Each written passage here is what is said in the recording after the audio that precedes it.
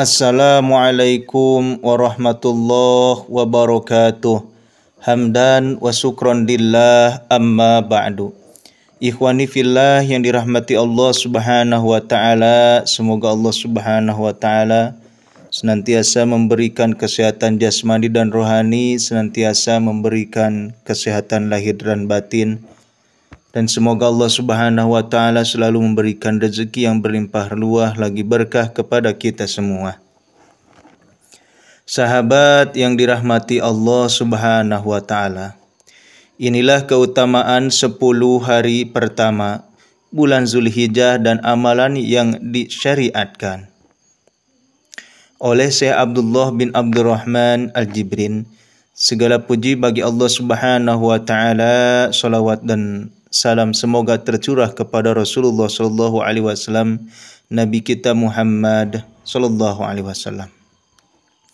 Diriwayatkan oleh Bukhari rahimahullah dari Ibnu Abbas radhiyallahu anhuma bahwa Nabi Muhammad sallallahu alaihi wasallam bersabda, tidak ada hari di mana amal soleh pada saat itu lebih dicintai oleh Allah daripada hari-hari ini, yakni 10 hari dari bulan Zulhijjah. Mereka bertanya, ya Rasulullah, tidak juga jihad fisabilillah? Beliau menjawab, tidak juga jihad fisabilillah, kecuali orang yang keluar berjihad dengan jiwa dan hartanya, kemudian tidak kembali dengan sesuatu apapun. Macam-macam amalan yang disyariatkan. Yang pertama, melaksanakan ibadah haji dan umrah. Amal ini adalah amal yang paling utama berdasarkan berbagai hadis sahih yang menunjukkan keutamaannya, antara lain sabda Nabi Muhammad sallallahu alaihi wasallam yang artinya dari umroh ke umroh adalah tebusan dosa-dosa yang dikerjakan di antara keduanya, dan haji yang mabrur balasannya tiada lain adalah surga. Yang kedua, berpuasa selama hari-hari tersebut atau pada sebagiannya, terutama pada hari Arafah. Tidak disangsikan lagi bahwa puasa adalah jenis amalan yang paling utama dan yang dipilih Allah untuk dirinya. Disebutkan dalam hadis qudsi, puasa ini adalah untukku dan akulah yang akan membalasnya. Sungguh dia telah meninggalkan syahwat, makanan dan minumannya semata-mata karena aku. Diriwayatkan dari Abu Sa'id Al-Khudri radhiyallahu anhu, Rasulullah SAW bersabda, tidaklah seorang hamba berpuasa sehari di jalan Allah, melainkan Allah pasti menjauhkan dirinya dengan puasanya itu dari api neraka selama 70 tahun. Yang ketiga, takbir dan zikir pada hari-hari tersebut, sebagaimana firman Allah Subhanahu wa taala yang artinya, dan supaya mereka menyebut nama Allah pada hari-hari yang telah ditentukan, Al-Hajj. Para ahli tafsir menafsirkan dengan 10 hari dari Dzulhijjah, dari bulan Dzulhijjah. Karena itu para ulama menganjurkan untuk memperbanyak zikir pada hari-hari tersebut berdasarkan hadis dari Ibnu Umar radhiyallahu anhuma. Fa'aktsiru fihinna minat tahlil wa takbir wa tahmid, maka perbanyaklah pada hari-hari itu tahlil, takbir dan tahmid. Hadis riwayat Ahmad. Imam Bukhari rahimahullah menuturkan bahwa Ibnu Umar dan Abu Hurairah radhiyallahu anhuma keluar ke pasar pada 10 hari tersebut seraya mengumandangkan takbir. Lalu orang-orang pun mengikuti takbirnya. Dan Ishaq rahimahullah meriwayatkan dari fuqaha tabi'in bahwa pada hari-hari ini mengucapkan Allahu Akbar, la ilaha illallah, Allahu Akbar, walillahil hamd. Yang keempat, taubat serta meninggalkan segala maksiat, sehingga akan mendapatkan ampunan dan rahmat. Maksiat adalah penyebab terjauhkan dan terusirnya hamba dari Allah, dan ketaatan adalah penyebab dekat dan cinta kasih Allah kepadanya. Disebutkan dalam hadis dari Abu Hurairah radhiyallahu anhu bahwasanya Nabi Muhammad SAW bersabda, sesungguhnya Allah itu cemburu, dan kecemburuan Allah itu manakala seorang hamba melakukan apa yang diharamkan Allah Subhanahu wa taala terhadapnya. Hadis muttafaqun alaih.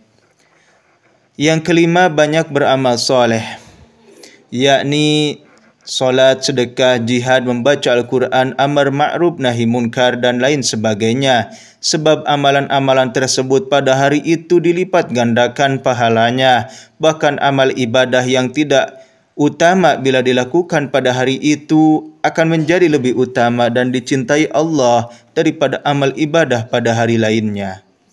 Yang keenam, disyariatkan pada hari-hari itu takbir mutlak, yaitu pada setiap saat, siang ataupun malam sampai salat Id. Dan disyaratkan pula takbir muqayyad, yaitu yang dilakukan setiap selesai salat fardu yang dilaksanakan dengan berjamaah. Bagi selain jamaah haji dimulai dari sejak fajar hari Arafah, dan bagi jamaah haji dimulai sejak zuhur dari raya kurban terus berlangsung hingga salat asar pada hari tasyrik. Yang ketujuh, berkurban pada hari raya kurban dan hari-hari tasyrik. Hal ini adalah sunnah Nabi Ibrahim alaihissalam, yakni ketika Allah Ta'ala menebus putranya dengan sembelihan yang agung. Diriwayatkan bahwa Nabi Muhammad SAW berkurban dengan menyembelih 2 ekor domba jantan.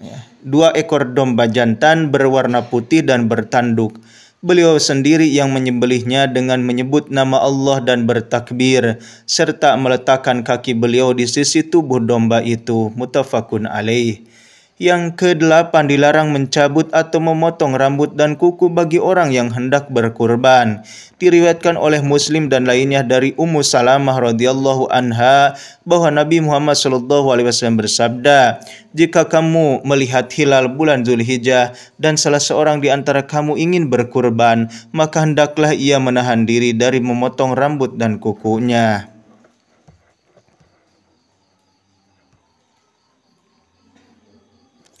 Kemudian yang kesembilan, melaksanakan sholat Idul Adha dan mendengarkan khutbahnya. Setiap muslim hendaknya memahami hikmah disyariatkan hari raya ini. Hari ini adalah hari bersyukur dan beramal kebajikan, maka janganlah dijadikan sebagai hari keangkuhan dan kesombongan. Janganlah dijadikan kesempatan bermaksiat dan bergelimang dalam kemungkaran, seperti nyanyi-nyanyian, main judi, mabuk-mabukan, dan sejenisnya. Yang ke-10, selain hal-hal yang telah disebutkan di atas, hendaknya setiap muslim dan muslimah mengisi hari-hari ini dengan melakukan ketaatan, zikir dan bersyukur kepada Allah, melaksanakan segala kewajiban dan menjauhi segala larangan, memanfaatkan kesempatan ini dan berusaha memperoleh kemurahan Allah agar mendapat ridho-Nya.